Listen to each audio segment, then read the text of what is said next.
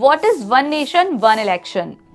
संसद में शीतकालीन सत्र चल रहा है। इस दौरान संसद में वन नेशन वन इलेक्शन से संबंधित 2 विधेयकों को पेश किया गया है।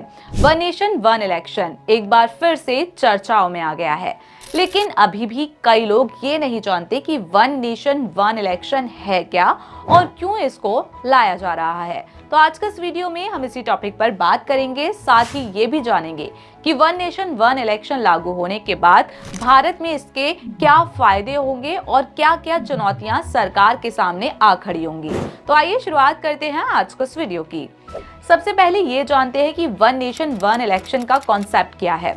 वन नेशन वन इलेक्शन का मतलब है कि भारत में लोकसभा और सभी राज्यों के विधानसभा चुनाव एक साथ कराए जाए। साथ ही स्थानीय निकायों के चुनाव भी एक ही दिन या एक तय समय सीमा में कराए जाएं।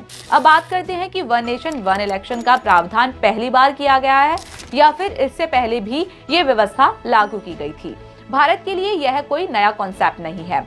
देश में आजादी के बाद से ही 1967 तक लोकसभा और विधानसभा के चुनाव एक साथ कराए गए थे। 1952, 1957, 1962 और 1967 में दोनों चुनाव एक साथ हुए थे, लेकिन राज्यों में पुनर्गठन और अन्य कारणों से चुनाव अलग अलग समय पर होने लगे। अब बात करते हैं कि वन नेशन वन इलेक्शन देश में जरूरी क्यों है। अगर देश में one nation one election bill लागू होता है तो जनता को बार बार चुनाव से मुक्ति मिलेगी, चुनावी खर्च बचेगा और वोटिंग % में इजाफा होगा, क्योंकि हर बार चुनाव कराने पर करोड़ों रुपए खर्च होते हैं जो कि कम हो सकते हैं। इसके अलावा देश में राजनीतिक स्थिरता लाने में ये अहम रोल निभा सकता है। इलेक्शन की वजह से बार बार नीतियों में बदलाव की चुनौती कम होगी।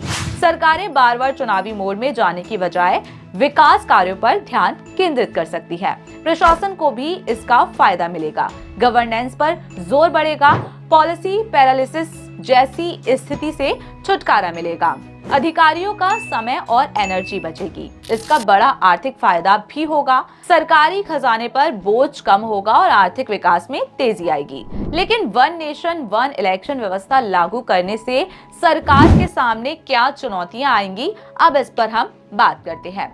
वन नेशन वन इलेक्शन व्यवस्था लागू करने से सबसे बड़ी चुनौती संविधान और कानून में बदलाव की होगी। एक देश और एक चुनाव के लिए संविधान में संशोधन करना पड़ेगा। इसके बाद इसे राज्य विधानसभाओं में पास कराना होगा।